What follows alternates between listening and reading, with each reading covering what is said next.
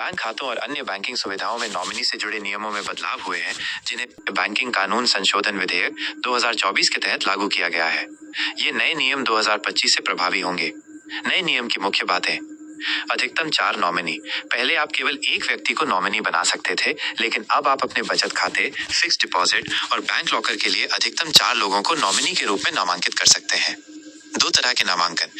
नए नियम के तहत आपके पास 2 विकल्प हैं। एक साथ नामांकन, साइमल्टेनियस नॉमिनेशन। आप एक से अधिक नॉमिनी को एक साथ नामित कर सकते हैं और उनके बीच जमा राशि को एक निश्चित अनुपात में बांट सकते हैं।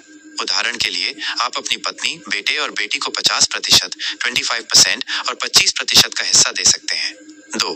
क्रमिक नामांकन, सक्सेसिव नॉमिनेशन। इस विकल्प में आप नॉमिनी का क्रम निर्धारित कर सकते हैं। यदि पहला नॉमिनी उपलब्ध नहीं है या उसकी मृत्यु हो गई है, तो राशि दूसरे नॉमिनी को मिलेगी, और यदि वो भी उपलब्ध नहीं है तो तीसरे को, और इसी तरह। ये लॉकर के लिए एक अनिवार्य विकल्प हो सकता है। नॉमिनी बनाना अनिवार्य। आरबीआई ने सभी बैंकों और एनबीएफसी गैर बैंकिंग वित्तीय कंपनियों को निर्देश दिया है कि वे नए और पुराने सभी खातों में नॉमिनी की जानकारी लेना सुनिश्चित करें। यदि कोई ग्राहक नॉमिनी नहीं जोड़ना चाहता है, तो उसे एक फॉर्म भरकर यह बताना होगा कि वो नॉमिनेशन की सुविधा नहीं लेना चाहता है। नॉमिनी की जानकारी। अब नॉमिनी के नाम के साथ साथ उसकी अन्य जानकारी, जैसे कि आधार कार्ड और पैन कार्ड नंबर भी देना आवश्यक होगा, ताकि भविष्य में किसी भी तरह की परेशानी से बचा जा सके। आसान दावा प्रक्रिया। इन नियमों का मुख्य उद्देश्य खाता धारक की मृत्यु के बाद उनके परिवार के सदस्यों के लिए पैसा या संपत्ति प्राप्त करने की प्रक्रिया को सरल और तेज बनाना है।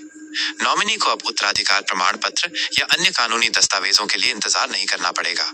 ये बदलाव ग्राहकों की सुविधा और वित्तीय सुरक्षा को ध्यान में रखते हुए किए गए हैं। बैंकों को निर्देश दिया गया है कि वे अपने ग्राहकों को इन नए नियमों के बारे में जागरूक करें।